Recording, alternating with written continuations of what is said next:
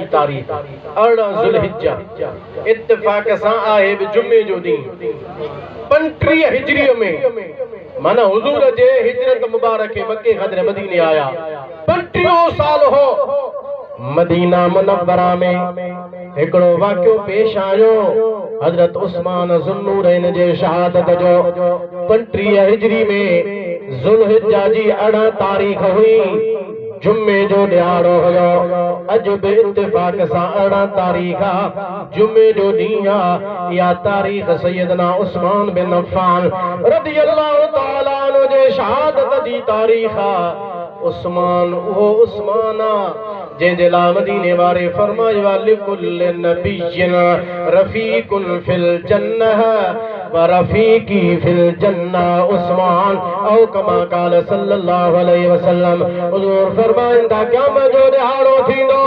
जन्नत में हर नबी जो को न को रफ़ीक हूंदो ऐं जन्नत में मां मोहम्मद जो रफ़ीक साथी उस्मान हूंदो सुभान अल्लाह रिफ़ाक़त त ॿियनि खे बि नसीब हूंदी मदीने वारे जा रफ़ीक साथी त ॿिया बि हूंदा पर इन जा हिते ख़ासि तरह हज़रत उस्मान जो नबी करीम सल्लल्लाहु अलैहि वसल्लम शान ॿुधायो आहे हज़रत उस्मान त उहो उस्मान आहे मदीने वारे फरमायो हिकिड़ो मौक़ियो थियो हज़रत उस्मान रज़ियल्लाहु ताला अन्हु खे नबी साईं पंहिंजी न्याणी ॾिनी हज़रत रुक़ैया उन जो जॾहिं विसाल थियो हज़रत उस्मान मखमूम वेठो आहे परेशान वेठो आहे गमगीन वेठो आहे हुज़ूर फरमाइनि था उस्मान गमगीन छो वेठो आहे छो परेशान हाल वेठो आहे या रसूल अल्लाह अवां सां हिकिड़ी निस्बत हुई अवां जी न्याणी मां उस्मान जे घर में हुई अवां मुंहिंजा सहुरा हुया मां अवां जो दामाद न्याणो नाठी हुयुसि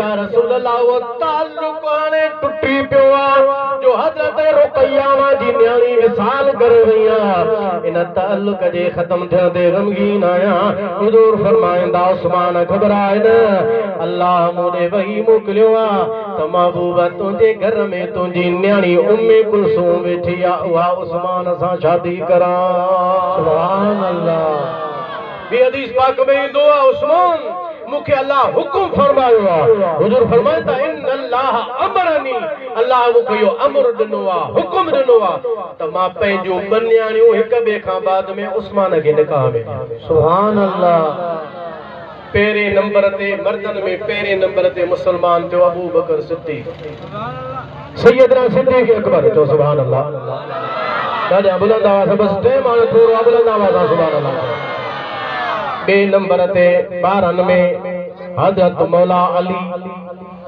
उन खां बाद में नाबालिग में उन खां बाद में 3 नंबर ते मुसलमान थियो मर्दन में हज़रत ज़ैद बिन हारिसा जेके हुजूर पंहिंजो पुट भी फरमायो चौथे नंबर ते दुनिया में जे मदीने वारे ते कलमो पढ़ियो हुजूर जो कलमो पढ़ी मुसलमान थियो वो चौथे नंबर ते मुसलमान थियण वारो को ॿियो को न हो हज़रत उस्मान बिन अफ़्फ़ान हुयो सुभान अल्लाह हज़रत सैयदना उस्मान बिन अफ़्फ़ान रज़ियल्लाहु ताला अन्हु नबी करीम सल्लल्लाहु ताला अलैहि वसल्लम जो वो प्यारो सहाबी आहे नबी करीम अलैहिस्सलातु वस्सलाम जो वो अजीम शान सहाबी आहे जो जॾहिं बि इस्लाम ते वक़्तु ईंदो हो त माली मदद सभिनी खां वधीक इस्लाम जी ख़िदमत कंदो हो त हज़रत उस्मान बिन अफ़्फ़ान कंदो हो जो सुभान अल्लाह जेकॾहिं मदीने वारनि जे लाइ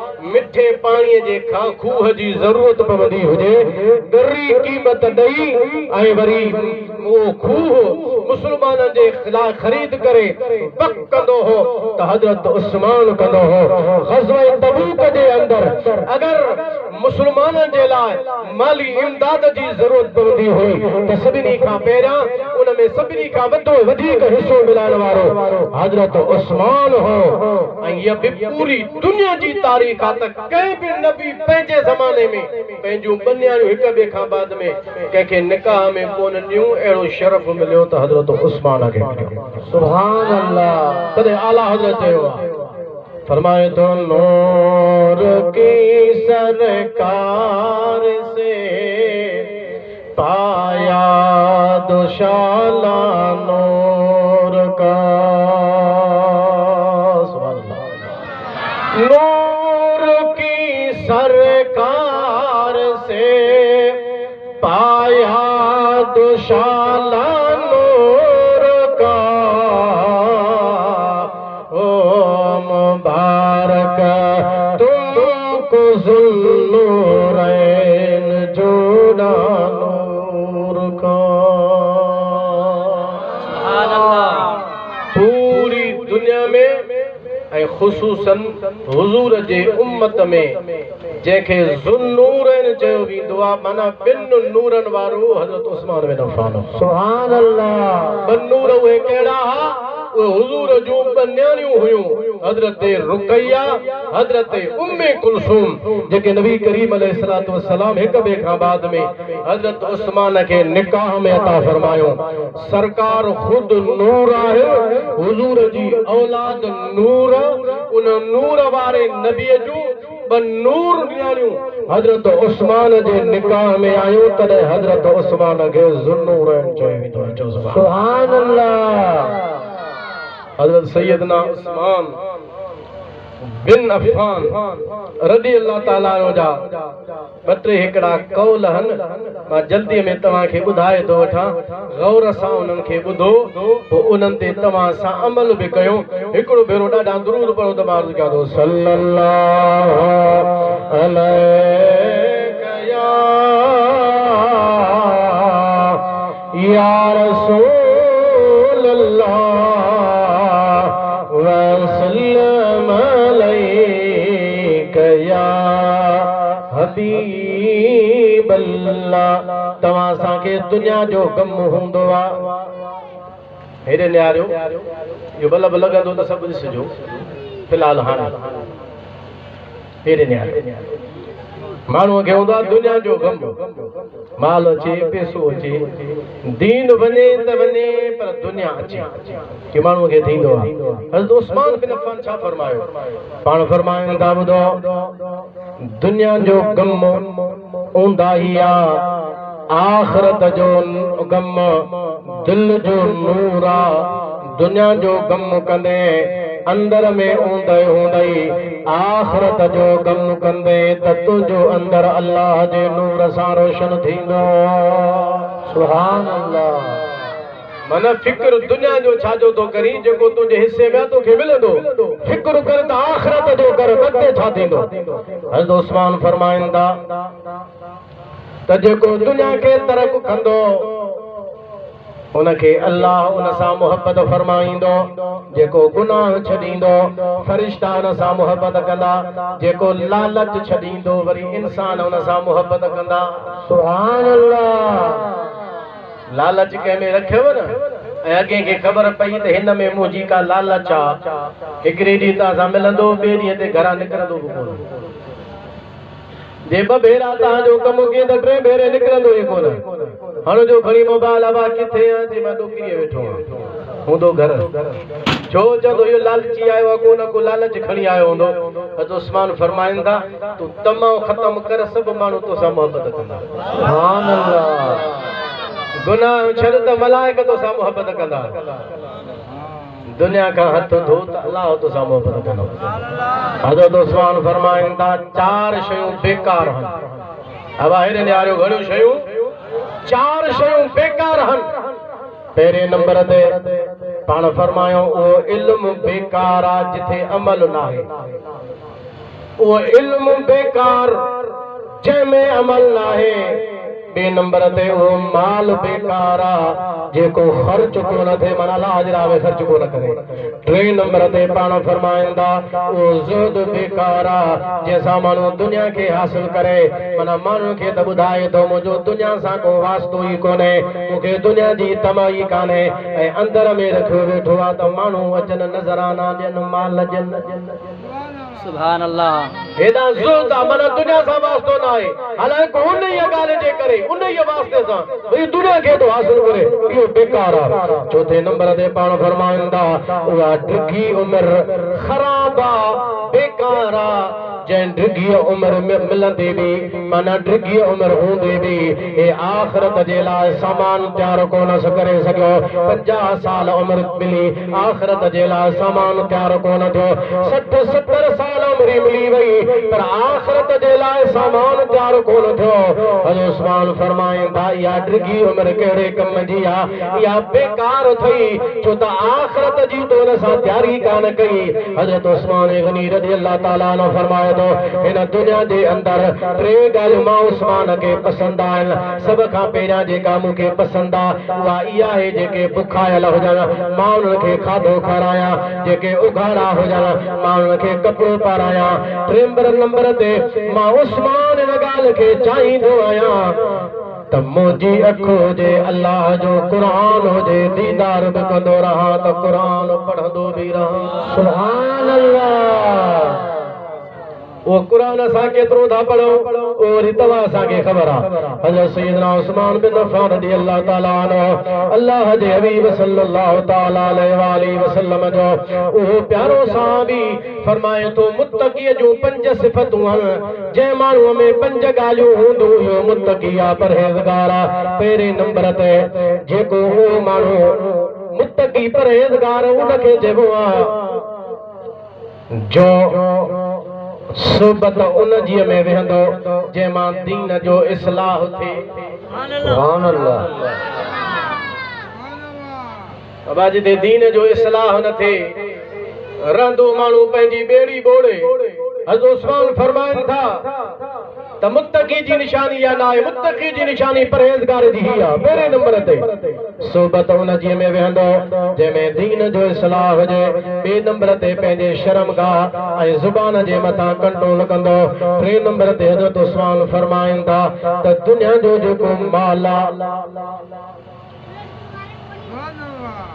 दुनिया उन जे ख़ुशीअ खे पंहिंजे लाइ वबाल सम्झंदो वो समझो दुनिया जी खुशी केड़े कम जी खुशी त इहा आहे जॾहिं माण्हू आख़िरत में ईमान पंहिंजो सलामती सां वठी वञे टे नंबर ते मुत्तकी हुआ निशानी मुत्तकी जी आहे जो दुनिया जे खुशीअ खे पंहिंजे वास्ते वबाल ऐं मुसीबत सम्झे चौथे नंबर ते हज़रत उस्मान फरमाइनि था त शुबहात जे शक ऐं शुबे जे ख़ौफ़ जे करे हलाल शयुनि खां बि पासो कंदो माना थोरो हलाल शयूं खाईंदो वापराईंदो इन भव जे करे मता का शक शुबे वारी शइ न अची वञे मां उहा न खाई वेझां हज़रत उस्मान रज़ी अल्लाह ताला अन्हु फरमाईंदो पंजे नंबर ते मुत्तकी जी निशानी इहा अथव जो पाण खे ई हलाकत में सम्झनि वरी छो न सुठो हले त बि सम्झंदो त मां पाण हलाक आहियां छो त अञा मूंखे वधीक सुठो थी हलणु घुरिबो हो मां उन बेहतरी सां ज़िंदगी के कोन थो गुज़ारियां ये 5 निशानियूं हुयूं जंहिंमें बि हूंदो उहो मुत्तकी हूंदो परहेज़गार हूंदो हज़रत सैयदना उस्मान बिन अफ़्फ़ान रज़ी अल्लाह ताला अन्हु जॾहिं बि क़ब्र जे मथां ईंदो हो ज़ारो क़तार पाणी अखियुनि मां हलंदो हज़रत उस्मान गिरियो फरमाईंदो हो रोंदो हो माण्हू चवंदा साईं जन्नत जी ॻाल्हि थिए थी अमां रो कोन था जहन्नम जी ॻाल्हि थिए थी उन जाइ ते गिरियो न कंदा हो कब्रिस्तान में जॾहिं क़ब्र जे मथां ईंदा आहियो त रोंदा आहियो छो पाण फरमायो बाबा मदीने वारे फरमायो आहे क़ब्र आख़िरत जे मंज़िल मां पहिरीं मंज़िल आहे क़ब्र आख़िरत जे मंज़िलुनि मां पहिरीं मंज़िल आहे जेकॾहिं इहा मंज़िल माण्हू दुरुस्तीअ सां पार करे वियो त अॻिते जूं मंज़िलूं आसान छो त क़ब्र में थींदा सवाल ऐं जवाब जेके इहो आसानीअ सां ॾेई वियो अॻिते जूं मंज़िलूं आसान जेको इते मुंझी पियो त अॻिते जूं मंज़िलूं अञा ॾाढियूं ॾुखियूं आहिनि छो त पहिरीं मंज़िल ई आहे अॻिते जी ख़बर हिन मां पइजी वेंदी इते जंहिंजे लाइ आसानी उन जे लाइ अॻिते बि आसानी हाणे अचो आसानीअ जो आख़िर में हिकिड़ो नुस्ख़ो ॿुधी छॾियो उन खां बाद में मुंहिंजो बयानु ख़तमु सिज बि लही चुको आहे दुरूद शरीफ़ हिकिड़ो ॾाढा बड़ो नमाज़ कंदो सल्लल्लाहु अलैहि या रसूल अल्लाह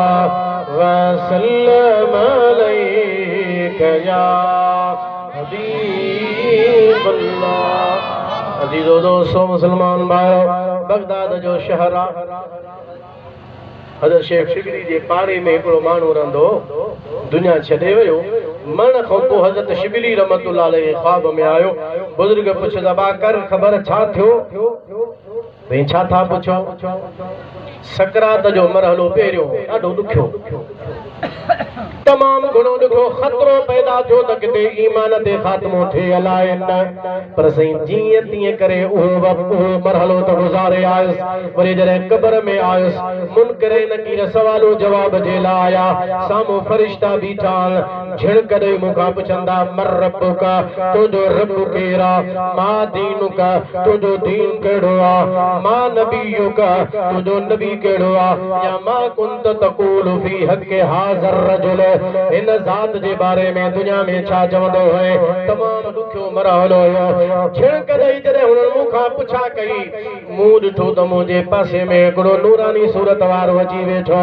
मूंखे चई घबराए न, इहे तोखे सवाल तोखां कंदा, जवाब मां थो ॿुधायां, इन्हनि खे ॿुधाईंदो वञां। सुभान अल्लाह।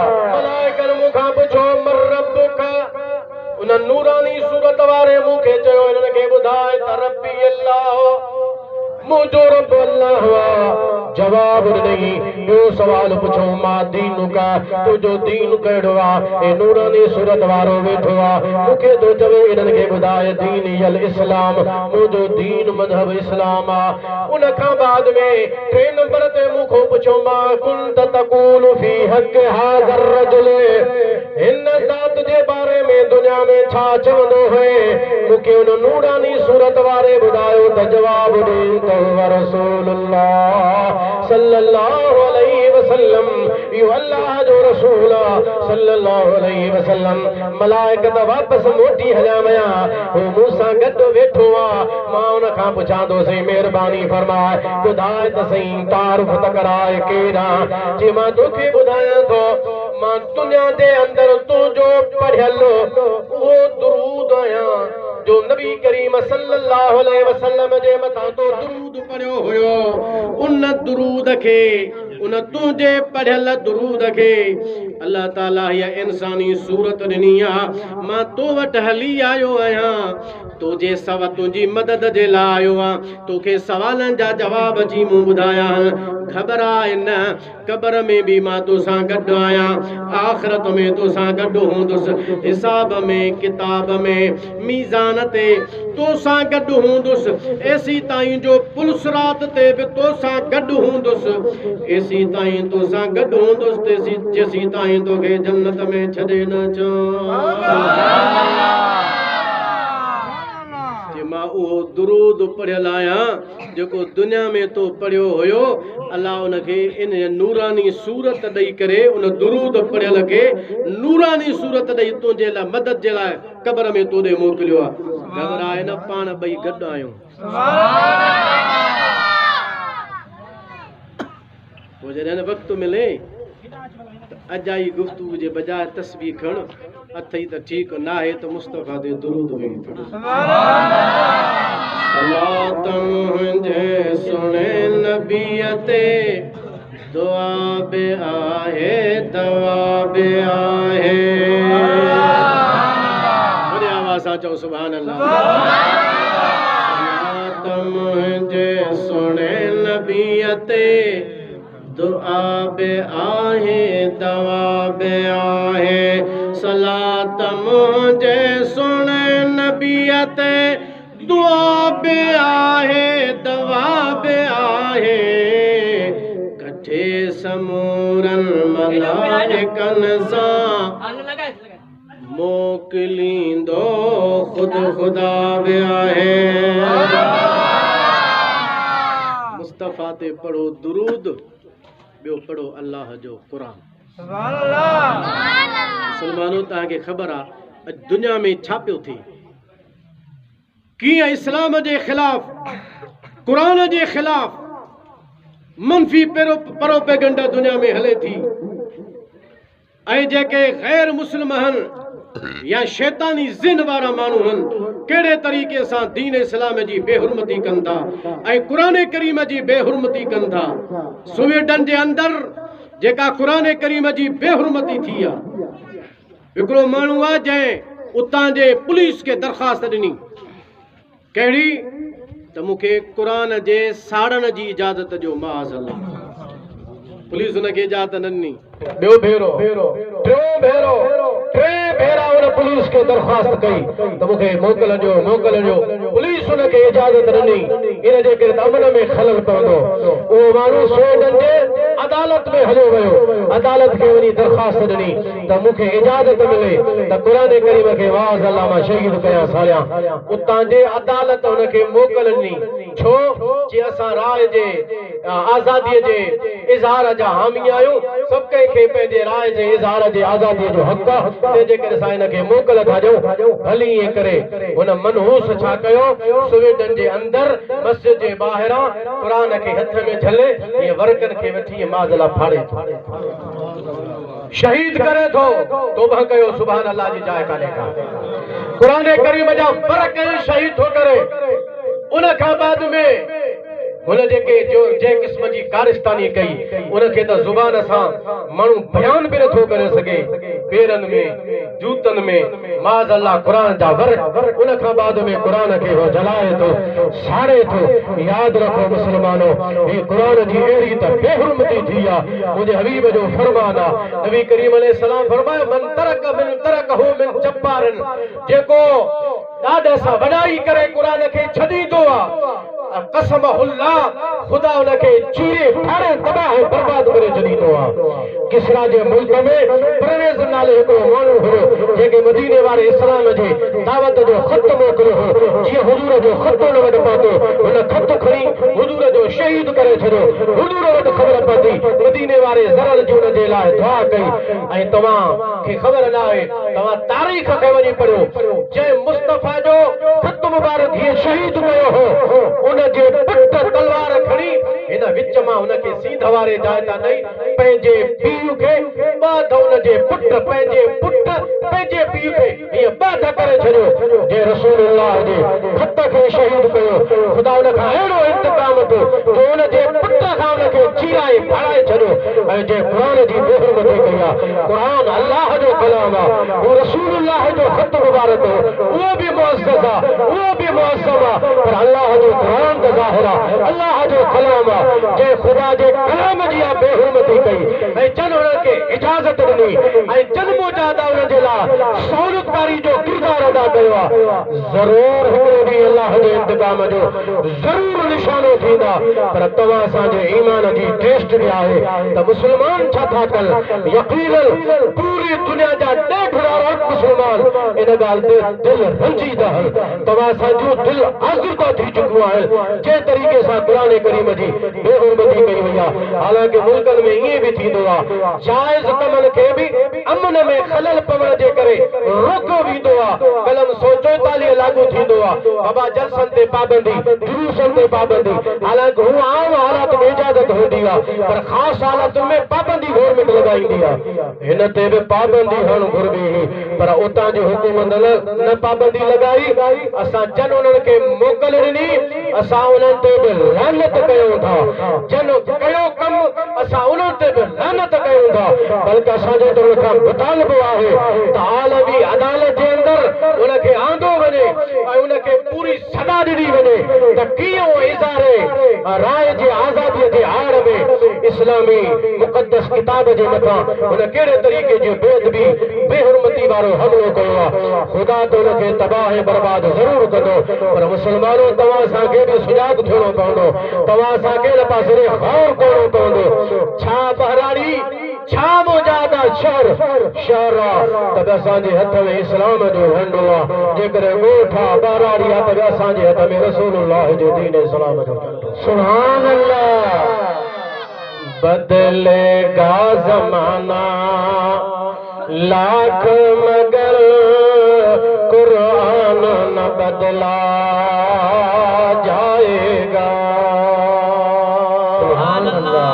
बदलेगा ज़माना लाख मगर कुरान न बदला जाएगा, है कौल मोहम्मद कौल खुदा पर मान न बदला जाएगा। सुभान अल्लाह। मुझे आवाज़ आप खुली करो सुभान अल्लाह। शाहों को बदलते देख लिया, शाही को बदलते देख लिया। दुनिया में बादशाही दा रहंदा, कल बादशाही बी के जी पाकिस्तान में अज को बेवा सुभाणे को बे हुंदो। बादशाहियों तब्दील थींदो, बादशाह बि तब्दील थींदा, पर हिकड़ी अहिड़ी ज़ात आ जेका तब्दील कान थींदी। शाहों को बदलते देख लिया, शाही को बदलते देख लिया। इस्लाम के कश्ती काले किन सुल्तान न बदला जाएगा। सुभान अल्लाह। इस्लाम जे कश्ती के हलाइण वारो रसूलुल्लाह सल्लल्लाहु अलैहि वसल्लम क़यामत ताईं कुरान बि हलंदो त रसूलुल्लाह जी नबूवत ऐं रिसालत बि हलंदी। सुभान अल्लाह। दुनिया तब्दील थींदी, मुजादा बादशाह तब्दील थींदा, न को कुरान तब्दील थींदो, न को दुनिया में वरी ॿियो नबी ईंदो। क़यामत ताईं नबूवत रिसालत रसूलुल्लाह जी हलंदी। अल्लाह जे ज़ात खां दुआ आहे अल्लाह ताला मुंहिंजो चवण अवां जो ॿुधण क़बूल फरमाए। आखिर दावाना अल्हम्दुलिल्लाहि रब्बिल आलमीन। मौला इन महफ़िल पाक जो सवाब जो कुछ न लंगर वग़ैरह तैयार थियो उन जो सवाब तोहफ़तन हदीयतन हुज़ूर अलैहिस्सलाम जे दरबार में पेश होंदा क़बूल फरमा। मदीने वाले जे वसीले जलील सान नबीयीन सिद्दीक़ीन शुहदा सालिहीन अलमोमिनीन अलमोमिनात अलमुस्लिमीन अलमुस्लिमात जे रूहन के ईसाले साहब कंदे ख़ुसूसन मोहतरम जनाब हाजी अलादनो जे ज़ौजा मोहतरमा जे रूह के ईसाले साहब कंदा क़बूल फरमा। मौला उन जी मग़फ़िरत ऐं बख़्शिश फरमा, उन जो तमाम ख़ताऊं माफ़ फरमा, उन जो नेकियूं पंहिंजे बारगाह में क़बूल फरमा। कब्र जी तंगी वहशत दूर फरमा, संदस कब्र के जन्नत जो बाग बना, जन्नतुल फिरदौस में आला मकाम नसीब फरमा।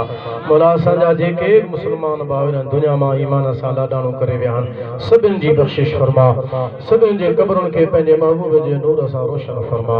असां समूरनि खे क़यामत में रसूलुल्लाह सल्लल्लाहु अलैहि वसल्लम जी शफ़ाअत नसीब फरमा। बिबरकत इन्नल्लाह व मलाइकतहु युसल्लूना अलन नबी या अय्युहल्लज़ीना आमनू सल्लू अलैहि व सल्लिमू तस्लीमा। अल्लाहुम्मा सल्लि व सल्लिम व बारिक अला सय्यिदिना व नबीना मुहम्मदिन व आलिहि व अस्हाबिहि अजमईन व सलामुन अलल मुरसलीन वल्हम्दुलिल्लाहि रब्बिल आलमीन। बाबा नमाज अल्लाह जी फर्ज़ा 5 टाइम नमाज 24 कलाकनि में असां तव्हां जे मथां शरीयत फ़र्ज़ कई आहे ऐं माण्हू बहाना ठाहींदा आहिनि, बहाना न ठाहियो। ज़िंदगी ते को भरोसो कोन्हे को। अल्लाह ताला तव्हां असांजे हालत ते रहम फरमाए। पाण जाते नमाज़ पढ़ंदासूं, जमात घणे हुजण जे करे पाण मस्जिद शरीफ़ में नथा हली सघूं, तंहिंजे करे उज़ुर आहे, पाण हिते पढ़ंदासूं। अज़ान अचे थी, शरई कंहिंसां को उज़ुर बि नाहे त नमाज़ में शिरकत कयो, उन खां बाद में लंगर वग़ैरह हूंदो आहे खाईंदा।